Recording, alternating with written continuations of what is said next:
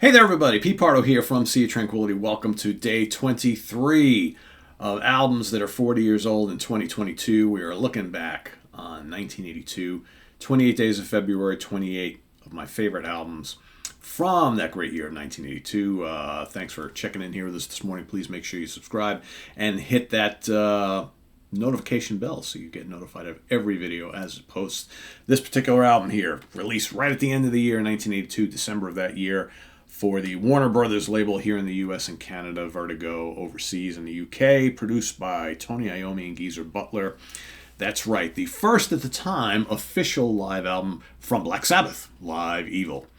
Kind of a bittersweet live album for many of us Sabbath fans, because by the time this was hitting the stores, of course, Ronnie James Dio and Vinny Appice, vocalist and drummer, were already out of the band. A lot of kind of shit going on behind the scenes right around this time. This was not a easy production for the band. All sorts of issues coming up on the road, in the studio, with Mob Rules and the tour and whatnot. And by the time they got to mixing and putting this live album together, basically those two guys were not talking to the other two guys, and yeah, not a good thing. And by the time the album is out, they're both gone. Meanwhile, Sabbath releases this album at the same time as Ozzy's Speak of the Devil album. And of course, there's just Black Sabbath songs on both releases. It's just a big cluster, you know what. But didn't make me love this album any less. Was I heartbroken when this came out and news came that Ronnie was no longer in the band? Absolutely.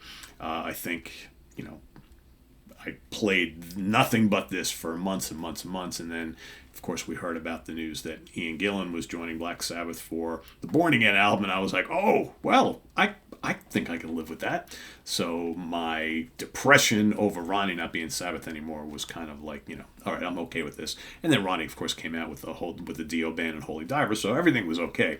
But back to this album. So again, this is Ronnie, Vinny, Tony, and Geezer, Mob Rules tour. This is recorded, from all sorts of dates. April 23rd through the 24th, May 12th and the 13th in Seattle, Dallas, and San Antonio, Texas, right? So various different places. And it's a really good set list, I think. Maybe the production isn't outstanding. It's a little kind of murky in spots, but the performances are absolutely stellar, which, as you would expect. Things start off with that E5150 little synth thing, right, which normally leads into the Mob Rules song on the Mob Rules album. Here it leads into Neon Nights. That's the first song the band plays when coming out. Then you've got NIB. What has been a lot of contention for many fans over the years is you've got Ronnie singing Ozzy material on this album, whereas going forward, especially when the guys got together and went under the name Heaven and Hell, they would not do any Ozzy era Sabbath stuff. They would just do the Dio era Sabbath stuff from Heaven and Hell, Dehumanizer, and Mob Rules, obviously. But here, this is fairly early on in their union, right? So they still have to play all the old Sabbath stuff. So I would say Ronnie does a really good job on most of them. Some I prefer over others. Like, I think he's dynamite on NIB. Dynamite. Geezer Butler. Dun, dun, dun, dun, dun, dun, dun. And Ronnie just does a venomous vocal on NIB. Really like that. Then you've got Children of the Sea, of course, from Heaven and Hell. Really good on here. Voodoo from the Mob Rules album. Super on this album. Just an underrated track from that album. Then you got Black Sabbath, right? The title track to the first album. I think Ronnie does a really good rendition of that. War Pigs, I always thought he was amazing on.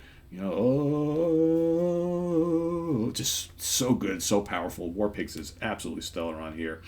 Iron Man, I'm not big on him singing Iron Man for whatever reason. I always got the impression that, I saw them live on this tour, and I always got the impression that Ronnie was not really much into that song. So that's, not much on that side. Disc 2, all right, on the CD, which was side 1 of LP2, if I remember correctly. It's been a long time. You got the Mob Rules, which is really, really great on here. Really heavy. Then you've got, of course, the lengthy Heaven and Hell, and towards the end, you've got this big, long guitar solo from Tony Iommi, which is just absolutely amazing. Then you got the Sign of the Southern Cross, big, heavy, murky, doomy. Then back to a little reprise of Heaven and Hell. And then, of course, you got the encore section, Paranoid. I'm not big on Ronnie singing Paranoid. I'm not a big Paranoid fan anyway. And then Children of the Grave, which I think he absolutely crushes on. And Children of the Grave is so heavy on this album. And yeah. So there you have it. And, it's like you look at the whole track list, there's not a ton of songs on here. But this is what a Sabbath concert was at the time, right? So, and I always like the artwork, which is pretty cool. Let me just open this up here. So you got the all the kind of representations of various songs from the catalog there, and the original LP had live shots, which I believe this CD reissue does not. Oh yeah, it does. There we go. There we go.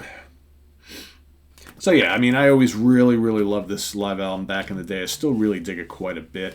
I tend to, though, when I want to listen to live Sabbath, though, I go now, if I want to hear all the Ronnie era stuff, I go listen to the Radio City Music Hall recording for the big reunion with Ronnie, the Heaven and Hell live at Radio City Music Hall. And if I want to hear the Ozzy stuff, I generally look at the that Past Lives, the deluxe version that came out, which is the classic Ozzy era recordings from the 70s. That's generally what I go to. But I do, like I've been listening to this a lot lately, obviously, because we talked about this on the Hudson Valley Squares a couple weeks back. So I've been listening to Live Evil quite a bit in recent weeks. And yeah, I still do really dig this quite a bit, as you can imagine, because it's shown up pretty high on my list here. So there you have it. That's day 23.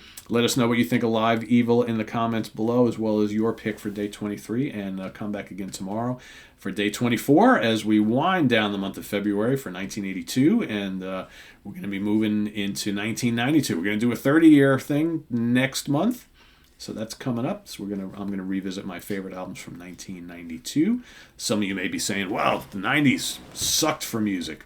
Well, for some genres maybe, but and I always have thought that the 90s, especially going into the 90s, I look back on the 90s as a pretty crappy decade for a lot of what I really liked a lot at the time, which was hard rock and metal, because you had the Seattle scene and alternative music and new metal and all this kind of stuff that came, dance music and hip hop and rap was all the rage in the 90s. But I wound up having to go seek out other genres and things to find and satisfy my musical needs. So there was a lot of good prog in the 90s, and a lot of good underground metal and extreme metal, and a lot of good jazz stuff. So there was plenty of things going on. So we'll be investigating my favorite album release from 1992. That'll be coming up starting on March 1st and each and every day of March. So stay tuned for that, and visit us on the web at www.seaoftranquility.org. We're on Facebook, we're on Twitter, of course, we are on YouTube all the damn time. See you later on. We've got, it's Wednesday, so of course we got all sorts of new album reviews today, so we'll get to as many as we can. It's probably going to be a fairly busy day for me with other things, so I might not get to as many as I'd like to, and I haven't been able to listen to as much as I would like to, so you may get just one or two, and then next week we'll try and catch up on stuff. But we got new Amorphous, new Voivod, new Space Lords, Simon Phillips Protocol, new Elium, new Star One, Cactus, Archival Live recording, Robert Fripp Soundscape box sets. What else? We got new 10. New Spirits of Fire, all sorts of new stuff happening. So stay tuned for that and more here on the channel. I'm Pete Pardo. See you then. Bye-bye.